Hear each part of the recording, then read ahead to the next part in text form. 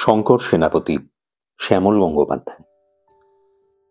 এখানে বাতাসের ভিতর সবসময় ভিজে জলের ঝাপটা থাকে।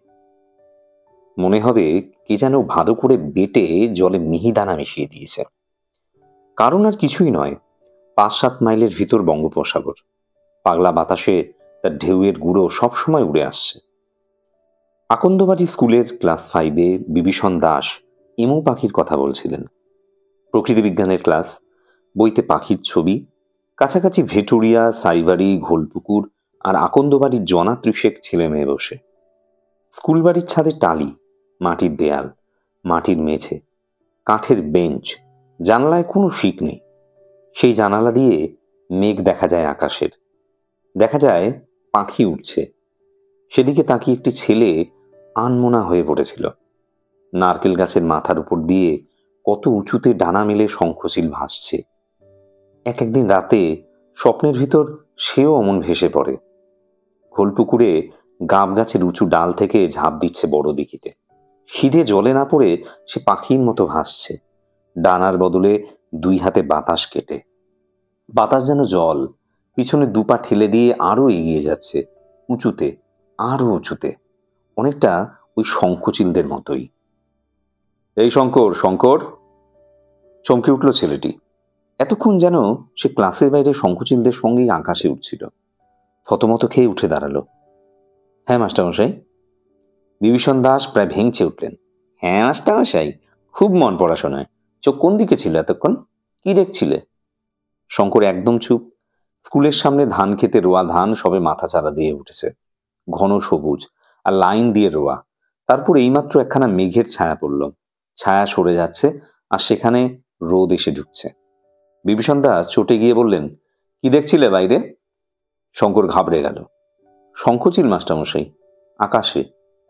ও শঙ্খচিল, আমি কি পড়াচ্ছি বলতো? এমু কথাটা একবার তার কানে ঢুকেছিল।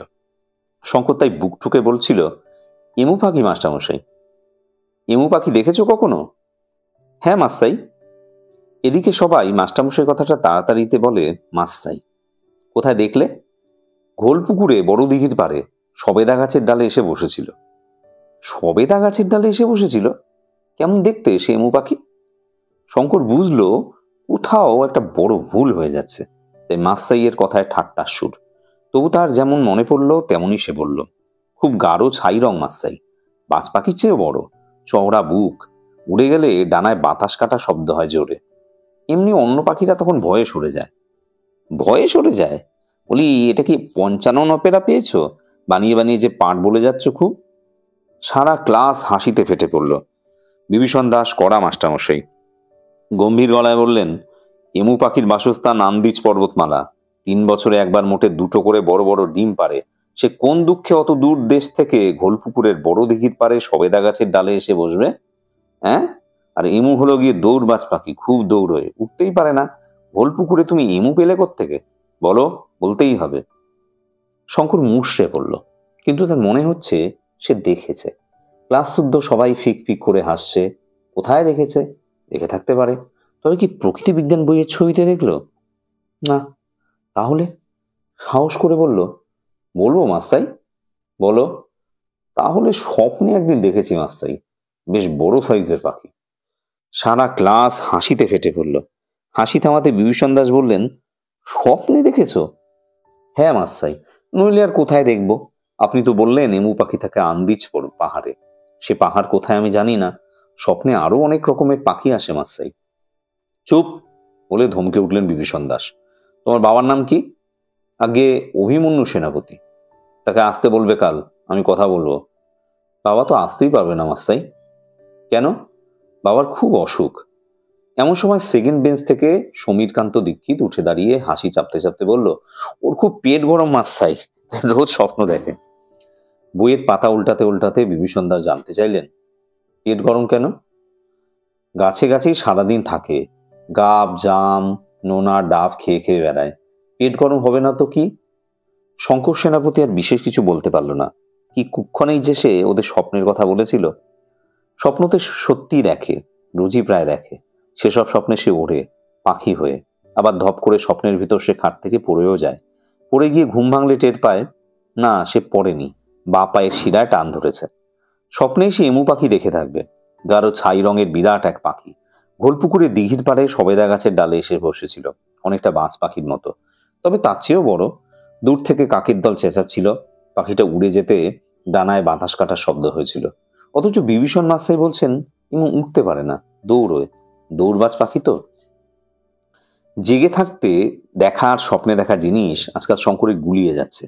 স্বপ্নের দেখাকে মনে হয় জেগে থাকতে দেখেছি, জেগে থাকতে দেখা জিনিস মনে হয় স্বপ্নে দেখেছি।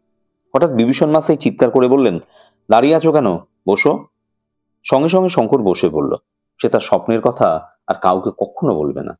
বিশ্বাস করে বলার ফল তো এই, স্বপ্নে সে অনেক কিছু জানতে পেরেছে। যেমন স্বপ্নের বাতাসের রং নীলচে, বাড়ি ঘরদোর খয়েরি রঙের।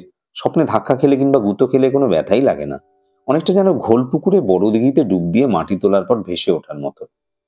আপোষে ফুস করে ভেসে ওঠা। জলের নিচে পোতা বাঁশে গা ঘষে গেলেও টের পাওয়া যায় না। বিভীষণ মাস্টারমশাই বলছিলেন, পাখি দেখার জন্য যখন মাঠে বা বাগানে ঘুরবে তখন খুব সাবধানে পা টিপে টিপে চলবে, যেন পায়ে শব্দ না হয়। জামা কাপড়ের রং শুকনো পাতার রং বা জলপাই রঙের হলে ভালো। এই রং গাছের পাতার সঙ্গে মিশে থাকে। বেগুনি রঙের জামা পরলেও ভালো, পাখিরা বেগুনি রং দেখতে পায় না। তন্ময় হয়ে শুনছিল শঙ্কর। হঠাৎ মাস্টারমশাই তার দিকে তাকিয়ে বললেন, শঙ্কর সেনাপতি। হ্যাঁ মাস্টাই, বলে তড়িঘড়ি উঠে দাঁড়ালো শঙ্কর। তুমি তো গাছে গাছে ঘোরো। একগাল হেসে ফেললো শঙ্কর। তা মাস্টাই, তুমি তো অনেক রকম পাখি দেখো, তাদের কথা বলতে পারো? বিভীষণ মাস্টাই যে তাকে এমন একটা কথা বলবেন তা ভাবতে পারেনি শঙ্কর। সে লজ্জার সঙ্গে বলল, মাছরাঙা। আর হাড়ি চাচা, ডৌখোল, পানকৌড়ি, তিতির মাস্টাই। বাহ, যত পারবে চোখ খোলা রেখে পৃথিবীর পাখি, গাছপালা, মেঘ, আদৌ সব দেখে নেবে। শঙ্করের বুকটা গর্বে ফুলে উঠল। বিভীষণ মাস্টারমশাই বললেন, এ খোলামেলা পৃথিবীর সবচেয়ে বড় বই, তাকে চোখ ভরে দেখাই সবচেয়ে বড় পড়াশোনা।